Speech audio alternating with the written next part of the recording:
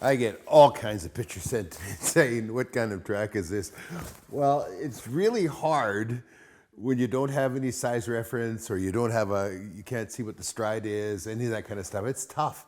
It's tough just looking at it because most of them all run the same. I've got a marten, a mink, an ermine, and a fisher here. They run the same, but they have very different tracks. Well, come in close here, I'm gonna show you something. So here we have, the first is the marten. And you can see that he's got really big feet for the size of animal he is. And you can see how nice and haired it is.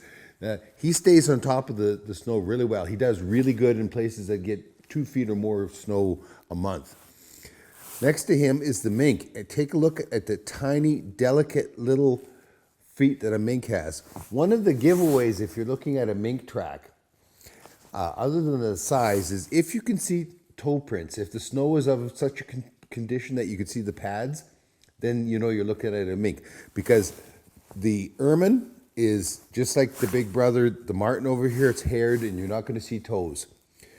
And of course, then we have over here the fisher, and it's haired, but it's very round.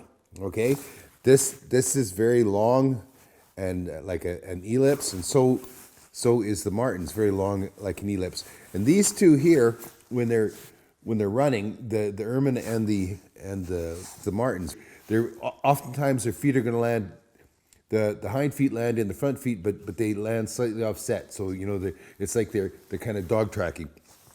The mink will do that too, as long as there's very little snow. When the snow gets deep, now all of a sudden his feet are landing side by side at the back, and he leaves very much a squirrel-like track. And the reason being is that he just does not have the long legs, and he's not staying on top. You can see his how short his legs are in comparison.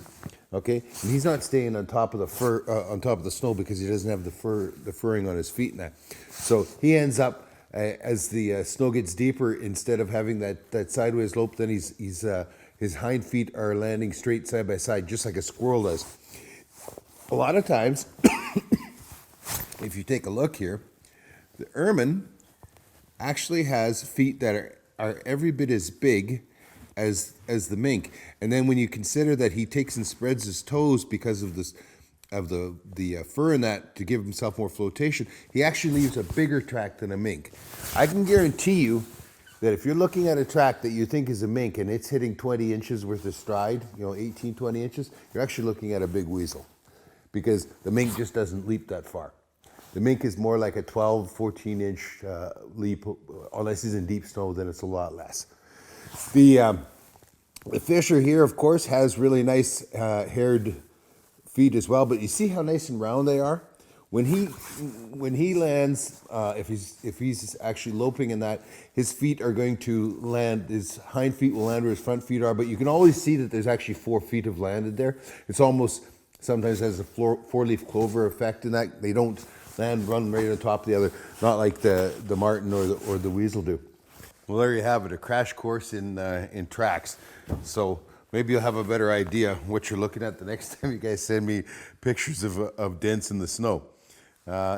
Pretty straightforward.